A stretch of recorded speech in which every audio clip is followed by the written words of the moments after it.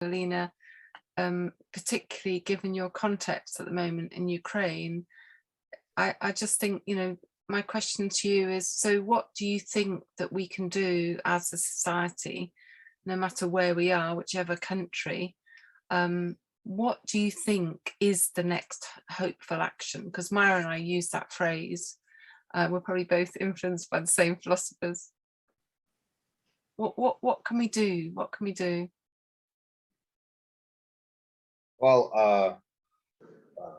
I would say don't stop. The world has been tremendously supportive to Ukraine in this battle. And these days, it feels like we're not alone in all matters, in financial, in military, in equipment. Don't stop. No lifting sanctions of Russia. I mean, like, it works on this individual level. Well, every person's voice matters. So if the world keeps talking about Ukraine, if the world keeps pushing their governments, that could happen. Because what we're dealing with, what we're doing, we kind of shaping the future. You guys have to understand, art cannot change the situation. I guess Maya rightly said it. Yeah, we cannot change the events that happened. We cannot change the past. We, as the people of art, we cannot change the present. We can change the future. So as the matter of arts, there is not really much that we can do right now, because that's war. War doesn't take arts. We can change the future. Yeah, that's true. But in terms of what can we do, we can speak as people, as citizens, as people with rights. We can keep talking about Ukraine. We can keep helping Ukraine. That's true. Oh, thank you very much for asking this. I mean, like, I feel touched. And my question to you, Penny, that was this, not such a question either. This thing that touched me in your presentation was this thing about monsters, because that's resonated so deeply with me. Like, speak about monsters in a safe environment, speak about monsters when you were a kid. I was like, wow, that's something that's totally worked. And I wish this technique worked like on a bigger scale, because that was something fantastic that you mentioned. Thank you very much for that.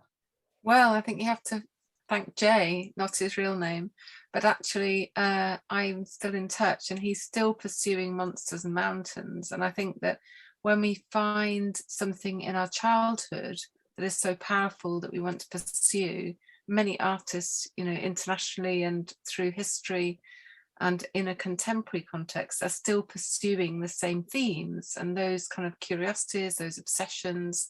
But I think it is, especially with the arts, to provide that safe space to explore very difficult things, and also to be seriously playful, that Maya showed us, that actually those really tricky themes can be addressed in such a playful way that it kind of dissolves the boundaries, and then you feel that you can then take action. And for me, just one little anecdote about a young person that came to me when they were about 10, and I worked with them.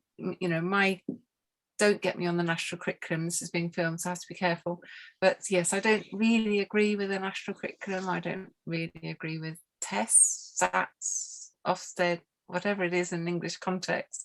It's on film, so it's there now.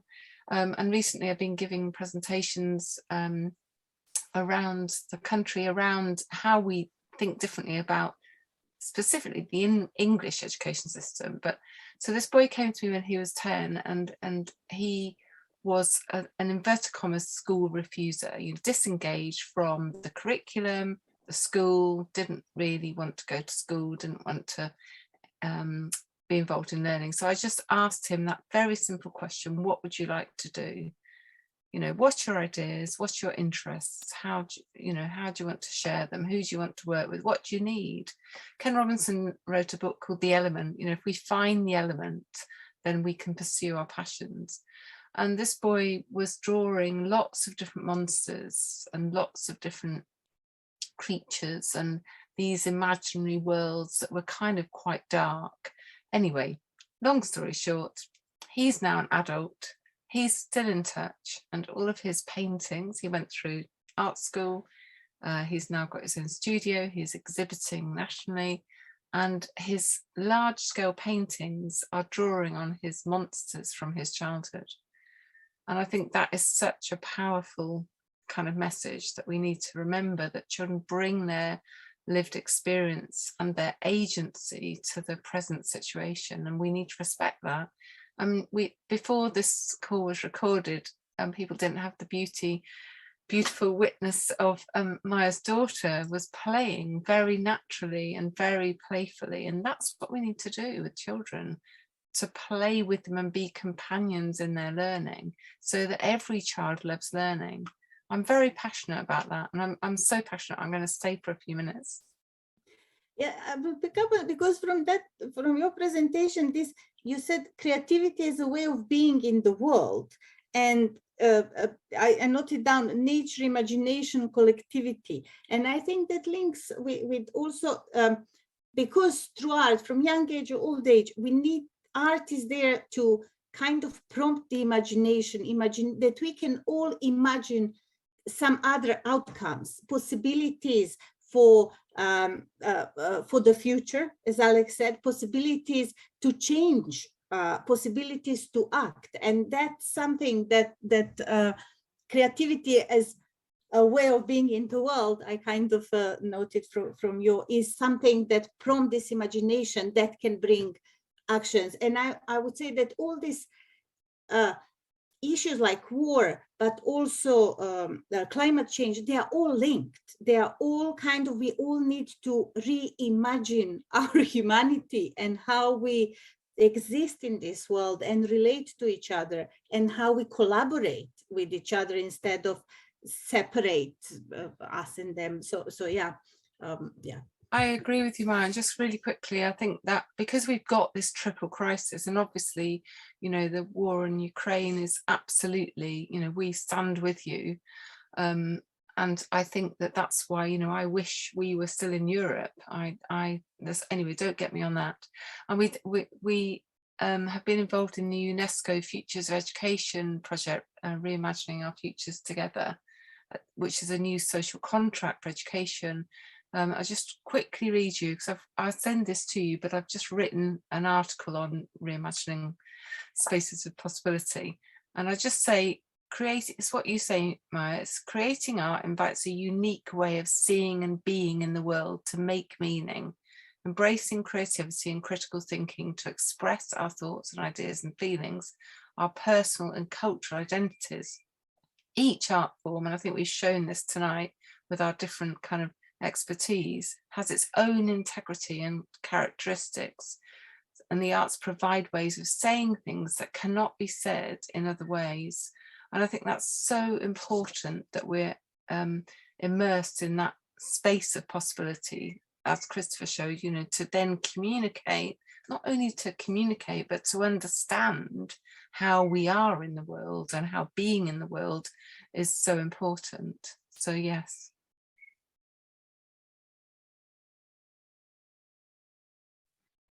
I wanted to ask you about out of the box, because here we have a tendency to lock people into boxes, and seeing that approach you took there, how was it received from all angles?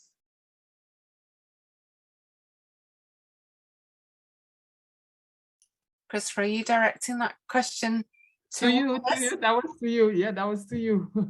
that was to you, because dealing with the students and so on, the children. So I wanted to know, how was it when you took them out of the box, like, you know, the forest and all of that? How did that magic happen?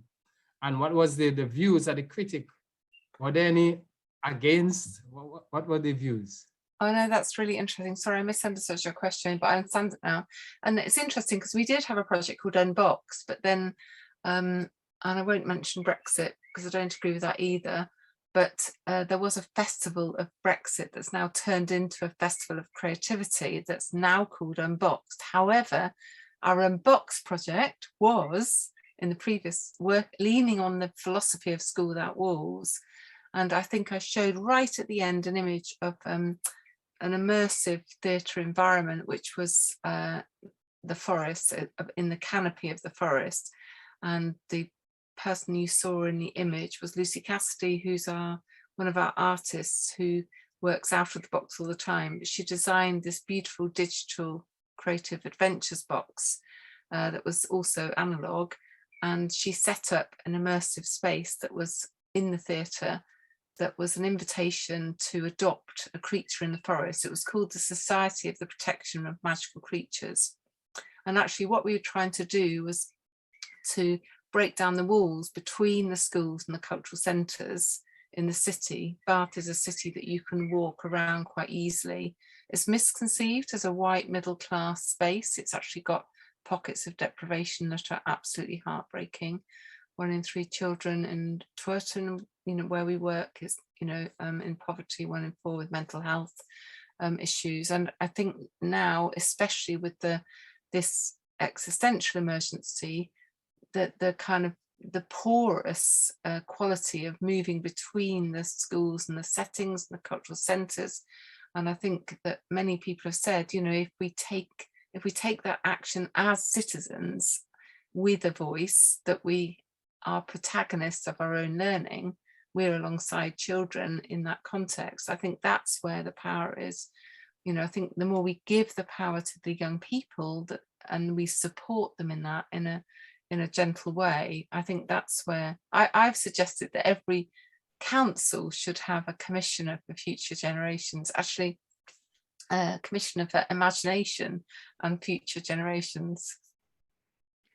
Penny, sorry, I have a very, very pragmatic question about how can we put this in place, because I see sometimes the projects are very loose.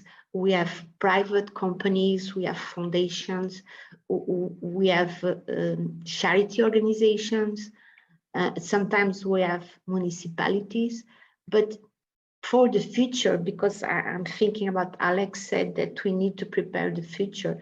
And I'm sorry if I don't believe very much in this UNESCO report, the futures of education, the new social contract, because I can see how it will work in practical terms. For example, how the artists can be involved in education, in all level education, in schools, in museums, in theaters, everywhere. How can we see a way to make this possible? What kind of programs exist or should exist for that? So it's up to me, Teresa, or? Yes, for everyone, but you can start. I'm going to be quiet now because I have an answer, but I'm slightly biased because I've been working with Noah Sobe from UNESCO, and I can see this possibility, but I'll come back in a minute.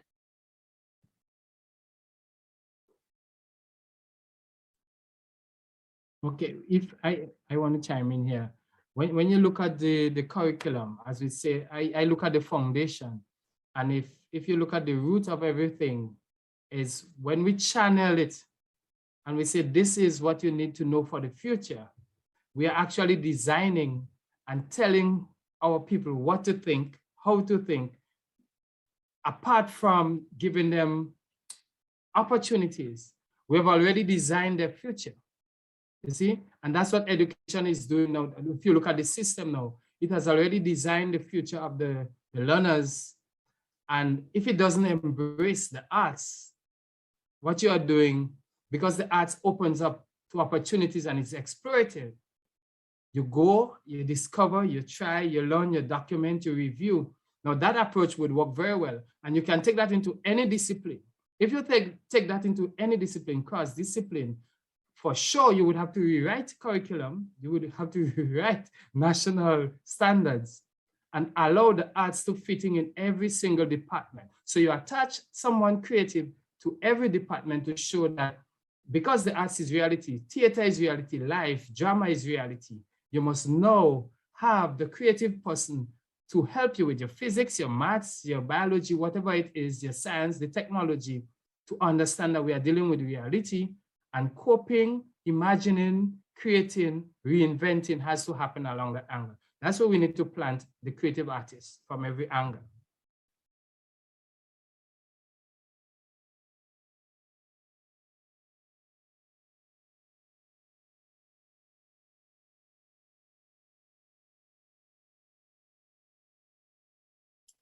Alex and Alina, I could come in, but also Sanya's here and other people. But I'll just quickly say, because I understand what you mean, Teresa, but I think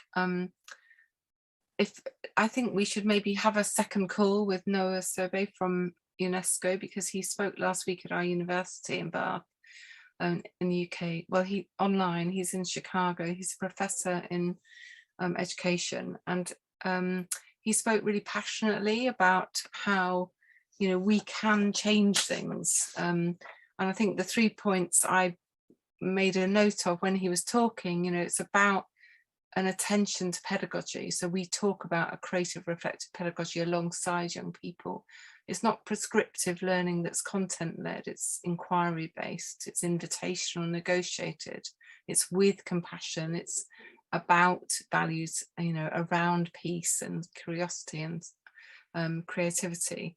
I think it's learning in all places, as I suggested earlier, and it's about, you know, the key issues. You know, it has to attend to the issues of war and ecological emergency, and you know, the whole notion of what's happened in the pandemic.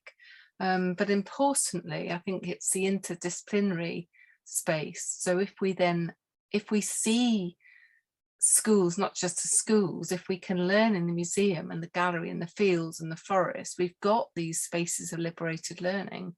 And we've certainly started doing that in our area. And it's not just Bath-based, you know, we have a link project in India and in Africa and in Canada. And I think it is about that movement. We need a creative revolution. We're working with Ken Robinson's daughter, and, you know, that's her provocation. Imagine if we need a creative revolution. So I do think it's possible, but I think because of the current issues, you know, especially with colleagues here from Ukraine, I think it's absolutely pertinent to put values as the first starting point, not a content-led curriculum. I must say that I don't have a clue how to do, and also especially I don't know much about institutions and policies and things, but neither do they work, you know, I could look at them through more cynical point of view or no, but I think that these kind of small actions that are not small, like opening theater as an art shelter, those are huge steps. Those are also huge steps. Having art in difficult times, being war, being pandemic, being any kind of deprived, is important, because even in these small actions, because they will grow. Those are people who experience something, who will question, who will grow without hopefully hating, with questioning, with new things. So these small things are possibility for change until the big policies are in place. So because big policies always need a lot of time, but until they are there, I think those small acts of art revolutions or art resistance is something that that brings hope, I would say, to because it is so evident that art is crucial. It's crucial for us to think about life around us. It's also crucial for us to process emotions. It's crucial for us to understand, also to play and to envisage. So somehow, yeah, it's present with policies or without policies. We just need to, yeah, to kind of be there, and through kids, neighbors, institutions, and yeah, I don't know if that can. I would totally agree on this, Maya, because it's like, you know, our experience here with English Theater, we are the small institution. We got like what, 15 actors and 4 directors. That's it. That's it. And we proved to be one of the most resistant and existent theater and institution in whole Kiev. Like the ministry's work were almost completely paralyzed.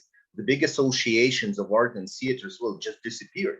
Just actors left town, everybody escaped, and us stayed because we were small and we united and we were tremendously motivated. We still are. We don't stop. So this idea of grassroots initiatives on art level, on education level, it's kind of something, to me, it's something that can really change the world, because the big organizations and like the big organizations of previous century, like UN and something like this, they have to be reinvented, rediscovered, because the whole society is different.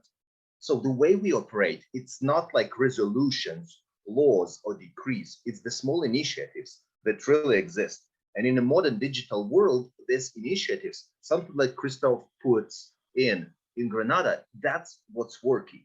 So that's tremendously inspiring to me now, what we're doing right now, our conference, our meeting. All the initiatives that you described, these are initiatives on a small scale, and they are really working. I mean, guys, we're doing great thing. Let's keep doing that. So you must come to the Egg Theatre in Bath. You'd be very welcome. Wow, thank you. It was Teresa? really great. It was really great and great points. Yeah, can I say something, Teresa? Yes, I please, just want Sally. to. I'm really sorry that I missed part of your of the panel, because I just could not join earlier because of some other commitments. But I want to say that this is the platform, this is the space, and I think this is our mission as WAAE and as all our association, is to give voice and to give a platform for people to communicate and to express and to be seen and to be known, because it's really amazing and precious what you're doing, and it's so important.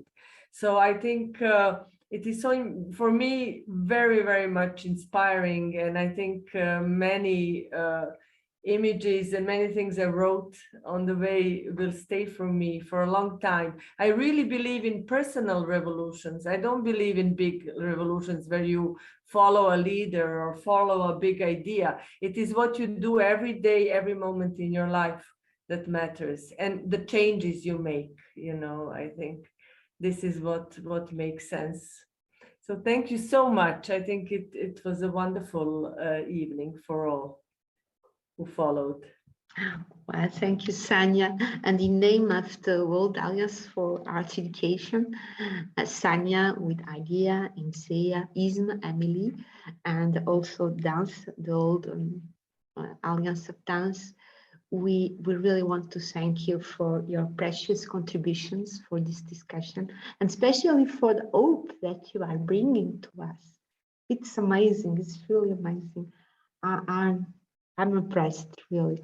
I think we should continue this conversation, and certainly we should continue to share what we are doing, because this is hope. Yeah, please. Sorry, just to say to Alinta and Alex, because in your presentation you said that safe space for emotions, so that people are afraid of laughing in difficult times.